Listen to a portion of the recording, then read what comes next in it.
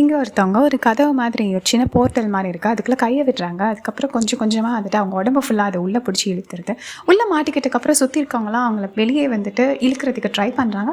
Try பண்ணா ரொம்ப ஃபோர்ஸா இழுக்கும்போது அவங்க உடம்பு பாதியா பிஞ்சு வந்துருது. அதுக்கப்புறம் இப்பதான் ஃப்ளாஷ்பேக் காட்டுறாங்க. ஹீரோயின் வீட்ட விட்டு வெளிய போறதுக்கு பார்க்குறாங்க. பார்த்தா கதவு ஏதோ வெளிய ஃபுல்லா கருப்பு கலர் செங்கல் மணி ஏதோ அடைச்சிருக்கு. இந்த பக்கம் பார்த்தா இதே மணி வந்துட்டு கருப்பு கலர்ல இருக்கு. ஜன்னல தொறந்து பார்க்குறாங்க. இன்னொரு கதவ தொறந்து பார்க்குறாங்க. எல்லா பக்கமும் அப்படிதான் இருக்கு. ஹீரோ தன்னோட பலத்த கொண்டு அத வந்துட்டு உடைக்க ட்ரை பண்றாரு. அது நகரவே மாட்டேங்குது. அதுக்கப்புறம் அவர் என்ன பண்றாருன்னா வந்துட்டு உள்ள வந்துட்டு நெட்வொர்க் இருக்கான்னு பார்க்குறாரு. ஃபோன்ல எங்கேயுமே நெட்வொர்க்கே கிடையாது, டவர் கிடையாது, வைஃபை கட் ஆயிருக்கு, எல்லாமே கட் ஆயிருக்கு. ஸோ அப்புறம் அவர் என்ன பண்றாரு, ஓகே அப்படின்னு சொல்லிட்டு ட்ரில்லிங் மிஷின் எடுத்து ஹீரோயின் என்ன பண்றாங்கன்னா அது வந்துட்டு இது பண்ண செய்றாங்க.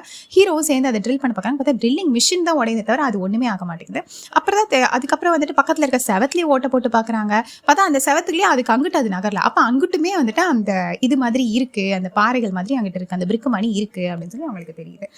அதுக்கப்புறம் வந்துட்டு இவங்களுக்கு வந்துட்டு திடீர்னு வந்துட்டு இது என்னது இது? இதுலேருந்து எப்படி நம்ம வந்துட்டு வெளியேறது அப்படின்னு சொல்லி ஒரு குழப்பத்துல இருக்கும்போது பக்கத்து வீட்டுக்காரங்க சவுண்ட் வருது. அதனால பக்கத்து வீட்டு செவத்த ஓட்ட போட்டு பார்த்தோன்னே பார்த்தா பக்கத்து வீட்டுக்காரவங்களும் இவங்களும் ஒண்ணு சேர்ந்துறாங்க. அப்பதான் உங்களுக்கு தெரியுது வீட்டை விட்டு வெளியே போறதுக்கு பாதை இல்ல. ஆனா வீட்டுக்குள்ளேயே நம்ம போலான்னு சொல்லிட்டு பேஸ் மட்டும் எல்லாத்தையும் கணக்கு பண்ணி ஒவ்வொரு பேஸ் மட்டமா வீட்டை அடியில தோண்டி போயிட்டு இருக்காங்க. ஏன்னா இவங்க இருக்கிறது மாடி வீடு. அப்படி அடியில கீழே போகும்போது பார்த்தா கீழ் வீட்டுக்காரர் இறந்து போயிருக்காரு. அவர் வந்துட்டு அவரோட பக்கத்துல பாத்தீங்கன்னா ஒரு போன் இருக்கு. அந்த போன் எடுத்து பாக்குறாங்க.